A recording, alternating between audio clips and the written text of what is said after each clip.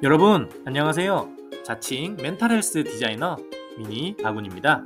편하게 공감 디자이너라고 불러주세요. 오늘은 개와 고양이처럼 너무나도 다른 성향을 가지고 있는 저와 제 아내가 대화를 나누는 방법에 대해 한번 나눠볼까 합니다. 그럼 지금부터 시작해볼게요. 아기 만들기 4개월째 되는 때 드디어 작은 생명이 잉태되었어요. 우리 부부는 상대적으로 빠른 시간에 좋은 소식을 들을 수 있었죠. 그럼에도 불구하고 이세 계획 당시에 아내가 생리 시작할 때면 이번에도 잘 안 되었네 라고 말하면서 속상해하던 그 모습을 지금도 잊을 수가 없습니다.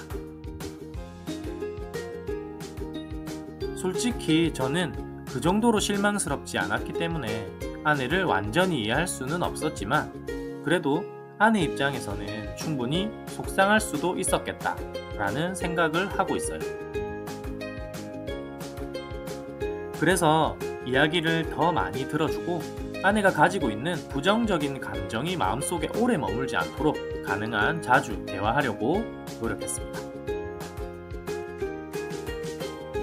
그래서 아내는 지금도 가끔 저에게 이야기를 합니다. 그 당시에 저에게 가장 고마웠던 부분 중에 하나가 바로 자주 대화하고 그리고 본인의 이야기를 자주 들어준 거라고 말이죠.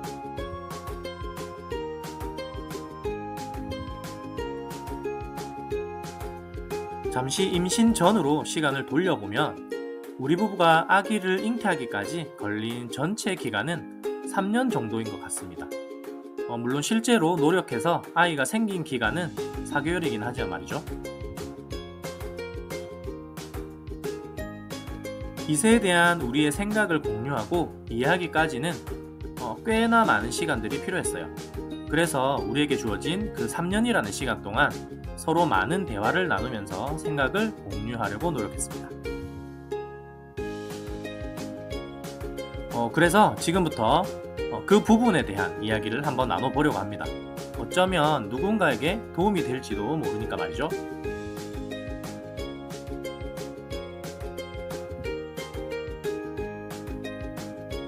앞에서도 언급했듯이 우리 부부의 성격 유형은 완전 반대입니다.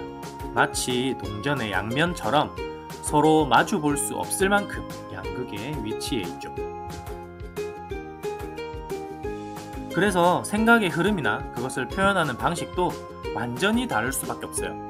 성향이 정반대이다 보니 싸울 수 있는 원인들이 정말로 많지만 우리 부부는 한 번도 싸운 적이 없습니다.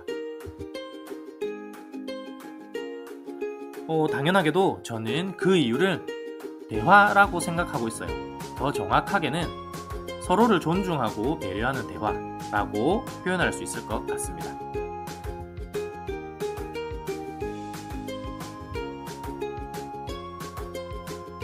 주변을 둘러보면 생각보다 대화를 자주 하지 않거나 대화하는 것 자체를 어려워하는 부부가 꽤나 많은 것 같습니다. 특히 속마음을 표현하거나 껄끄러운 주제에 대해 이야기를 하려고 하면 말문이 턱 하고 막히기 십상이죠. 사실 대화를 한다는 건 생각보다 쉽지 않은 일이고 특히나 이야기를 나누기 위한 분위기나 환경을 만드는 것도 꽤나 어려운 일이라고 생각합니다. 효과적인 대화를 위한 강의나 도서들이 등장하는 건 역시 이러한 이유 때문이겠죠? 물론 필요하다면 이러한 내용의 강의를 듣거나 대화와 관련된 서적들을 찾아보는 것도 도움이 될 거라고 생각해요. 하지만 그것보다 더 중요한 것은 보고 들은 내용을 올바르게 실천하는 행동력이라고 저는 생각하고 있습니다.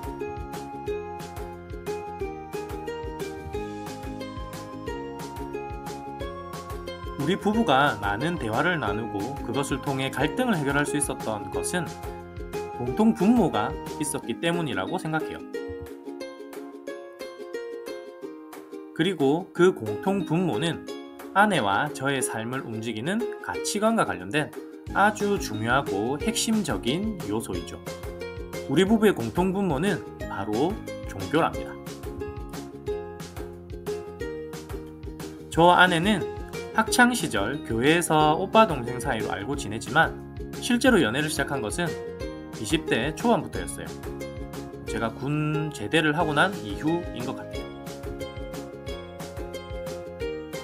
그리고 그때부터 제 나이를 기준으로 30대 초반까지 연애를 계속했으니 정말 오래 만났죠?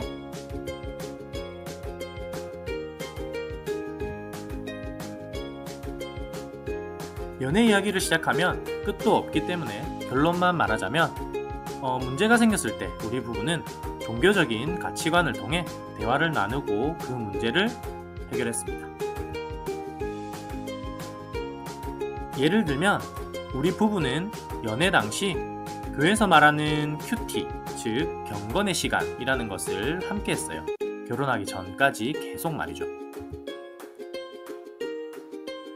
그 경건의 시간, 큐티라는 것을 간단히 설명을 하자면 하나님의 말씀을 읽고 그에 대한 서로의 감정과 생각을 나누는 것이 핵심이에요. 서점에 가면 그와 관련된 책자들도 나와 있죠. 그러다 보니 자연스럽게 그 시간에 우리는 경건한 마음의 상태 혹은 그와 유사한 상태가 되었어요. 그리고 저와 아내 모두가 그러한 경건한 마음이 되기 위해서 많은 노력을 했습니다. 평소에는 자칫 싸움으로 번질 수 있는 주제라 하더라도 이 시간에 자연스럽게 꺼내놓으면 서로가 조금 더 차분한 상태로 대화를 이어나갈 수 있었어요. 그렇게 대화를 나누다 보면 자연스럽게 서로를 이해하고 존중하면서 문제를 해결하게 되더라고요. 그리고 상대방의 잘못 같은 경우에도 조금 더 너그럽게 용서하게 되고 이해하게 되는 경우도 많았던 것 같습니다.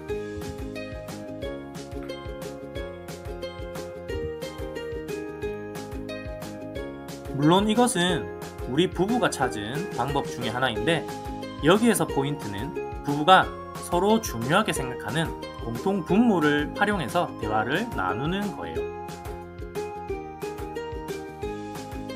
각자의 인생에 큰 영향력을 끼치는 공통 분모일수록 부부간의 대화가 평화롭게 이어질 가능성이 높은 것 같습니다.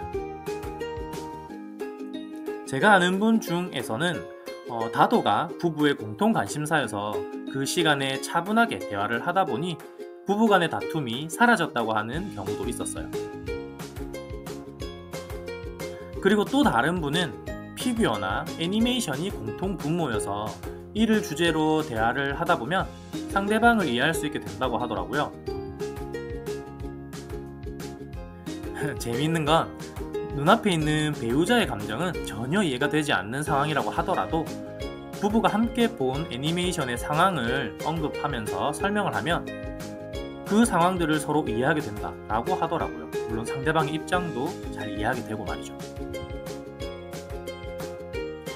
그러다 보니 갈등 상황들에 대한 애니메이션 속의 유사 상황들을 통해서 설명하고 대화를 나누다 보면 자연스럽게 서로의 문제를 해결할 수 있었다고 해요.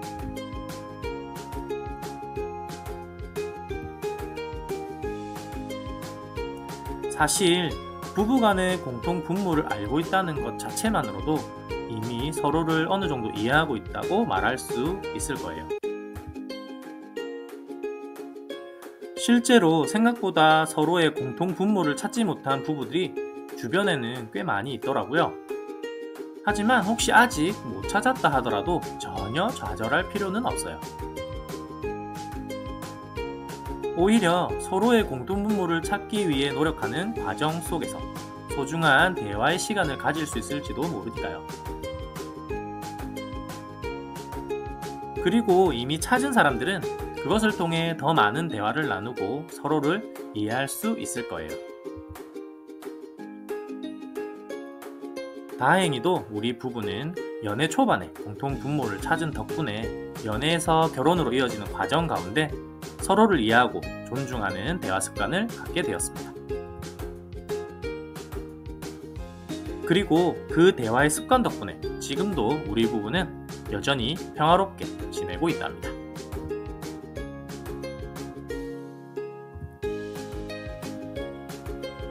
오늘은 개와 고양이처럼 너무나도 다른 성향을 가지고 있는 우리 부부의 대화 방법에 대해 이야기를 나누어 보았어요. 다음 시간에는 아내의 올바른 생활 습관을 따라하려고 했던 저의 처절한 노력에 대해 한번 이야기를 해보도록 하겠습니다. 행복과 좌절의 기로에서 고군분투하는 저와 여러분들이 항상 행복을 선택하길 바라며 지금까지 미니 바구니였어요. 그럼 다음 시간에 만나 뵙도록 하겠습니다. 모두들 사랑하고 축복합니다.